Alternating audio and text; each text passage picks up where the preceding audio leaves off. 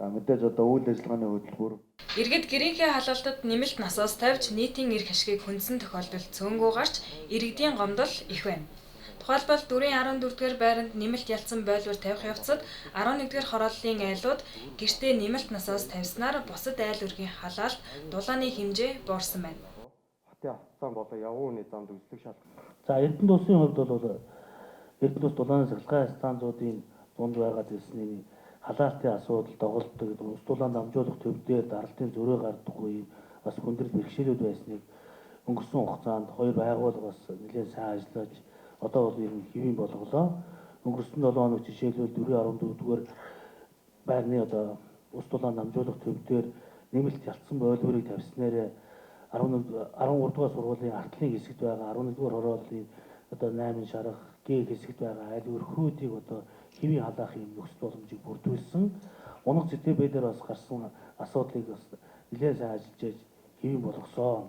Тэгэхээр одоо халаалтын хувьд энэ жилийн хувьд бол бас яг энэ чигээрээ явбал бүгдээрээ бас үйлийг үнэтэд авчих юм боломж байна.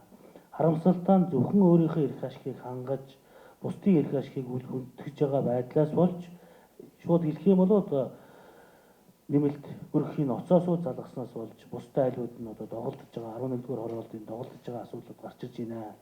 Тэгэхээр 11-р хорооллын айл өрхөө зөвхөн өөрийнхөө эрх ашигч нийтлэг эрх ашигыг хангаад энэ төвөөс өгч байгаа дулаанаар бүгдээрээ ямар ч байсан бүрэн дүүрэн сайн халахгүй маа гэхэд хэвийн хэмжээнд халаалтаа аваад амьдрах юм боломж байна.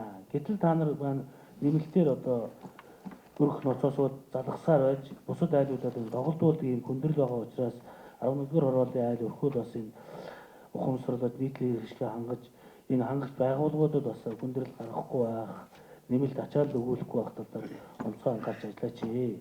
Хоёрдугаарт нь бол орон нутгийн удирдлагууд цаашдаа энэ 11-р хорооллыг энэ захын тэлж байгаа байдлыг барилгаж байгаа байдлуудыг хангахын тулд төв шугамаа магистралаа өргөдгөх хүчин чадлыг нэмэгдүүлэх энэ дулааны ачааллын тооцоонуудаа хийгээд бид бүхэн гаргацсан энэ дээр ажиллаж байгаа гэдгийг бас хэлмээр байна. Бодолцож ажиллая гэж байна. Хэвийн явагдах боломжтой дулааныг доголдуулж бусдын эрх ашигыг хөндөхгүй байх мөн Эрдэнэ тус дулаан түгээх сүлжээ орон нутгийн өмчит хувьцаат компанийн ажилд нэмэлт ачаал өгөхгүй байх шаардлагатай байна. Эрдэнэ татвын өдөр зохион байгуулагдана. Эрдэнэ татвын өдрийн